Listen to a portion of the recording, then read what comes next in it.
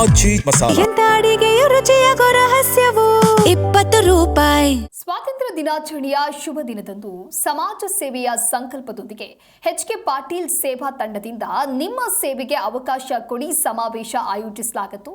ಗದಗ ನಗರದ cotton sale society ಆವರಣದಲ್ಲಿ ನಡೆದ ಕಾರ್ಯಕ್ರಮದಲ್ಲಿ ಸೇವಾ ತಂಡದ ಕಾರ್ಯಚಟುವಟಿಕೆಗಳು ಹಾಗೂ ಅಂಗಾಂಗ ದಾನ ಅಭಿಯಾನದ ಕುರಿತು ಮಹತ್ವದ ಮಾಹಿತಿ ಹಂಚಿಕೊಳ್ಳಲಾಗಿದೆ. ಗದಗ ನಗರದ ಕಾಟನ್ ಸೇಲ್ ಸೊಸೈಟಿ ಆವರಣದಲ್ಲಿ ನಡೆದ ನಿಮ್ಮ ಸೇವೆಗೆ ಅವಕಾಶ ಕೊಡಿ ಸಮಾವೇಶಕ್ಕೆ ಗಣ್ಯರ ಉಪಸ್ಥಿತಿ ಸಾಕ್ಷಿಯಾಯಿತು. ಭಾರತದ ಮಾಜಿ ಪ್ರಧಾನಿ ದಿವಂಗತ ಲಾಲ್ ಬಹದ್ದೂರ್ ಶಾಸ್ತ್ರಿಯವರ ಪುತ್ರ ಅನಿಲ್ ಕುಮಾರ್ ಶಾಸ್ತ್ರಿಯವರು ದೀಪ ಬೆಳಗಿಸೋದ್ರ ಮೂಲಕ ಕಾರ್ಯಕ್ರಮಕ್ಕೆ ಚಾಲನೆ ಕೊಟ್ಟರು. ಕಾರ್ಯಕ್ರಮದಲ್ಲಿ ರಾಜ್ಯ ವಿಕೇಂದ್ರೀಕರಣ ಸಮಿತಿಯ ಉಪಾಧ್ಯಕ್ಷ ಡಿಆರ್ ಪಾಟೀಲ್, ಶಾಸಕ ಎಚ್.ಕೆ. ಪಾಟೀಲ್, ಎನ್ಎಚ್ ಕೋನರೆಡ್ಡಿ ಸೇರಿದಂತೆ ಹಲವು ಗಣ್ಯರು ಭಾಗವಹಿಸಿದರು. ಇನ್ನು ಅಂಗಾಂಗ ದಾನ ಕ್ಷೇತ್ರದಲ್ಲೂ ಗದಗ ಜಿಲ್ಲೆ ಮಹತ್ವದ ಸಾಧನೆಯನ್ನ ಮಾಡಿದೆ. ಹಿಂದೆ ರಾಜ್ಯದಲ್ಲಿ ಅಂಗಾಂಗ ದಾನದಲ್ಲಿ 21ನೇ ಸ್ಥಾನದಲ್ಲಿದ್ದಂಥ ಗದಗ ಜಿಲ್ಲೆ ಎಚ್.ಕೆ. ಪಾಟೀಲ್ ಸೇವಾ ತಂಡದ ಸಹಕಾರದಿಂದ ಇದೀಗ 3ನೇ ಸ್ಥಾನಕ್ಕೆ ಜಿಗಿದಿದೆ.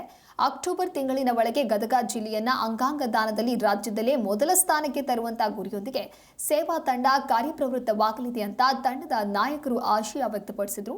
ಸೇವಾ ಕಾರ್ಯದ ಮತ್ತೊಂದು ಮಹತ್ವದ ಹೆಜ್ಜೆಯಾಗಿ ಗದಗ ಜಿಲ್ಲೆಯಲ್ಲಿ ಈಗಾಗಲೇ 11,000 ಮನೆಗಳನ್ನ ಸೇವಾ ತಂಡ ದತ್ತು ಪಡೆದಿದೆ.